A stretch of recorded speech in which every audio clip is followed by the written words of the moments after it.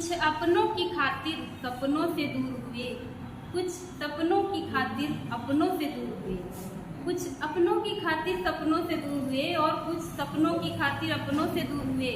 लेकिन दोस्तों, आपकी मेहनत का एक भी जर्रा जाया नहीं जाएगा, बशर्ते आप उसे नियमित करते रहें। स्वागत है आप सभी का हमारे ऑनलाइन कक्षा में। आज की क्लास में हम बात करेंगे संस्कृत साहित्य के इतिहास पर। संस्कृत साहित्य का समीक्षात्मक इतिहास, जो कि कपिल देव द्विवेदी की पुस्तक के अनुसार हम लोग अध्ययन करेंगे। अच्छा, संस्कृत साहित्य का इतिहास कहाँ कहाँ हमको पढ़ना है तो देख लेते हैं। TGT, PGT, LT, GDC, GIC, net, assistant professor और टेट, सभी में ये रहता है संस्कृत साहित्य का इतिहास। कहीं पर लेवल कम रहता है और कहीं पर थोड़ा सा ज़्यादा हो जाता है। तो हम इसका अध्ययन एक तरफ से करेंगे, पुस्तक के अनुसार ही करेंगे, पुस्तक को रख के पढ़ेंगे। आप लोगों में से जिसके पास पुस्तक है वो पुस्तक रख के पढ़ेंगे और जिसके पास नहीं है वो लोग नोट्स बनाते रहेंगे, क्योंकि हम मेन पॉइंट पढ़ते रहेंगे। हमारा मकसद यहाँ आपको पढ़ाना नहीं है, हम आपके साथ मिलके पढ़ना चाहते हैं। आप भी पढ़ेंगे, हम भी पढ़ेंगे, क्योंकि जब मिल के पढ़ते हैं तो कोई चीज़ ज़्यादा बेहतर हो सकती है। तो इस कक्षा में हम बात कर लेते हैं संस्कृत साहित्य का वर्गीकरण। आज की कक्षा में हम केवल वर्गीकरण पे बात कर लेंगे, फिर अगली कक्षा में हम लोग कपिल देव द्विवेदी की पुस्तक रख के एक एक लाइन का अक्षरशः अध्ययन करेंगे। देख लेते हैं संस्कृत साहित्य का इतिहास।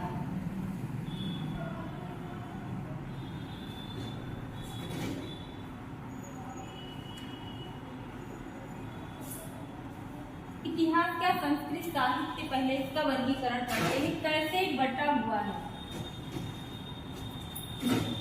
तो देख लेते हैं संस्कृत साहित्य हमारा जो है दो भागों में बटा हुआ है। पहला जो आ जाता है इसे कहते हैं वैदिक संस्कृत,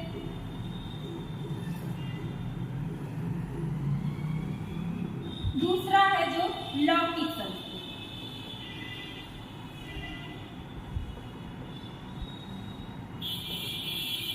वैदिक संस्कृत हमारे जो वेदों में लिखी हुई है, तो प्राचीन जो संस्कृत का रूप है वो वेदों में ही मिलता है। ये जो लौकिक संस्कृत है तो बाद में आई, पहले वैदिक संस्कृत ही थी। वैदिक संस्कृत के हम भाग देख लेते हैं, कितने हैं? 4। पहले भाग को कहा जाता है संहिता, संहिता। फिर आ जाता है ब्राह्मण ग्रंथ, तीसरे नंबर पे आ जाते हैं आरण्यक ग्रंथ और चौथे नंबर पे आ जाते हैं उपनिषद ग्रंथ।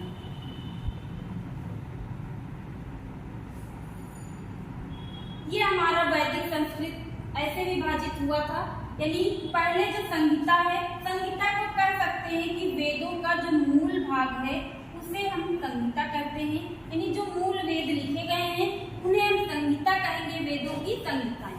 उनके बाद फिर जो उनका अध्ययन करके, यानी संहिताओं का अध्ययन करके ब्राह्मण ग्रंथ लिखे गए, फिर आरण्यक ग्रंथ लिखे गए, सबसे बाद में उपनिषद ग्रंथ लिखे गए। उपनिषद वेदों का अंतिम भाग है, इसीलिए इसको वेदांत भी कहा जाता है। यानी वेदों के अंतिम भाग वेदांत। उपनिषद का दूसरा नाम वेदांत है। तो ये हुआ वैदिक संस्कृत। अब वेद 4 है, सभी लोग जानते होंगे, यानी वेदों की संख्या 4 है। पहला आ जाता है ऋग्वेद, फिर यजुर्वेद, तीसरा है सामवेद, चौथा है अथर्ववेद। फिर हम लोग देख लेते हैं लौकिक संस्कृत का विभाजन, जिसपे हमको ज्यादा ध्यान देना है। वैदिक संस्कृत तो हमारे नेट, जीआईसी, जीडीसी और असिस्टेंट प्रोफेसर में वहाँ पे बहुत अंदर से पढ़ना रहेगा। लेकिन टीजीटी, पीजीटी, एलटी यहाँ तक और टेट में एकदम ऊपर से पूछा जाता है वैदिक संस्कृत से। लेकिन फिर भी हम अध्ययन करेंगे जितना कपिल देव द्विवेदी की पुस्तक में दिया हुआ है उसी के अनुसार हम पढ़ेंगे। लौकिक संस्कृत देख लेते हैं। लौकिक संस्कृत के दो भाग हो जाते हैं।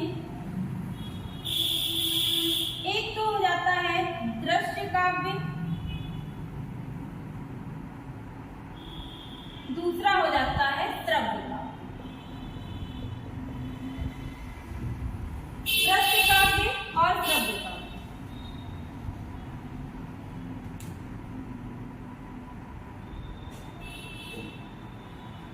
दृश्य काव्य के फिर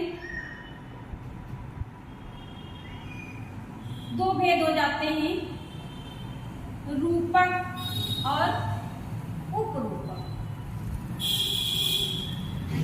रूपक और उपरूपक के दृश्य काव्य के भेद में अब रूपक के भी 10 भेद होते हैं, यानी रूपक 10 हैं। इन 10 रूपक के अंतर्गत आ जाएगा नाटक, प्रकरण, भाण, प्रहसन, बिंब, व्यायोग, समवकार, वीथी, अंक, एक और आ जाता है ईहामृत।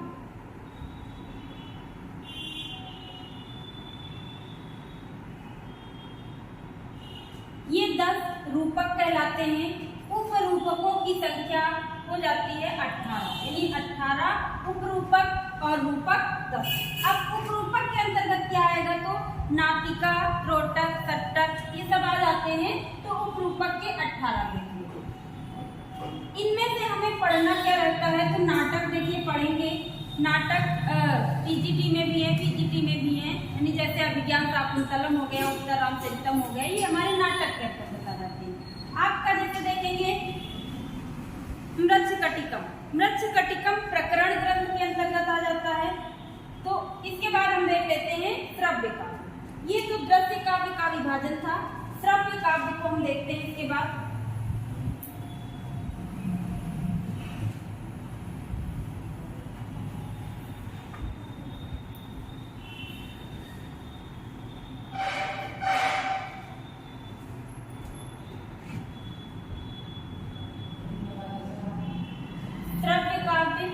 श्रव्य काव्य के तो पहले दो भेद करे जाएंगे।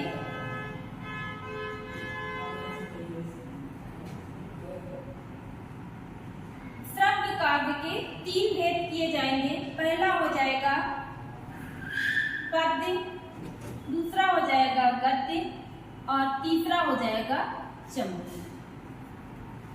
अब पद्य क्या है, जो पद्यात्मक रचना है उसे पद्य कहा जाता है। जो हमारा गद्यात्मक यानी गद्य लिखे गए हैं उसे कहा जाएगा गद्य।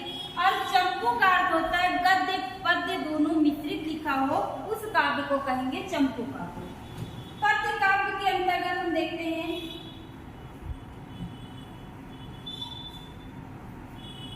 3 भेद हो जाते हैं। पहला हो जाएगा महाकाव्य,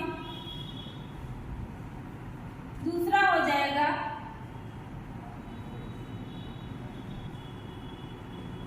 खंड काव्य। पद्य के 2 भाग हुए, महाकाव्य और खंड काव्य। महाकाव्य में क्या विशेषता होती है, तो कोई नायक होगा जिसके पूरे जीवन का वर्णन होगा, उसे कहा जाएगा महाकाव्य। और खंड काव्य क्या हो जाएगा, तो खंड काव्य जीवन के किसी एक भाग का अध्ययन यानी एक भाग का वर्णन हमारा खंड काव्य कहलाएगा। महाकाव्य में आप देख सकते हैं जैसे रामायण और महाभारत हो जाते हैं। रामायण, महाभारत ये हमारे महाकाव्य के अंतर्गत आते हैं। इसमें जैसे रामायण में देख लेते हैं तो राम के जन्म से लेकर के पूरे जीवन का वर्णन है। इसी तरह महाभारत में पांडवों का वर्णन है, यानी जन्म से लेकर के मृत्यु तक का वर्णन है। ये महाकाव्य के अंतर्गत आ जाते हैं। खंड काव्य में आप देख लेंगे मेघदूतम,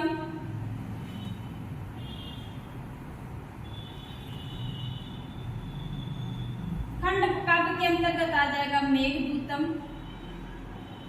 नीति शतक ये मुक्तक काव्य हो जाता है, यानी खंड काव्य। तीसरा हो जाता है आपका मुक्तक काव्य। मुक्तक काव्य के अंतर्गत आ जाएगा आपका नीति शतक। अच्छा, मुक्तक काव्य क्या होता है? तो इसका हर एक पद्य जो है मुक्त होता है, यानी हर एक पद्य को हम पढ़े, चाहे जहां से पढ़ना शुरू करें, हर एक पद्य का अलग हमको अर्थ समझ में आ जाए। खंड काव्य में क्या होता है? क्रमबद्धता, यानी क्रम से मान लो हम पहला श्लोक नहीं पढ़े, 5वां श्लोक पढ़ रहे हैं तो आपको कथा समझ में नहीं आएगी। इसी तरह महाकाव्य में, लेकिन मुक्तक काव्य में कोई क्रमबद्धता जरूरी नहीं है। मुक्तक काव्य को हम, यानी ऐसा कहा जाता है मुक्तक काव्य का हर एक श्लोक अपने में पूर्ण होता है। तो गद्य के 3 भाग हुए, महाकाव्य, खंड काव्य और मुक्तक काव्य। फिर हम गद्य काव्य के भेद देख लेते हैं।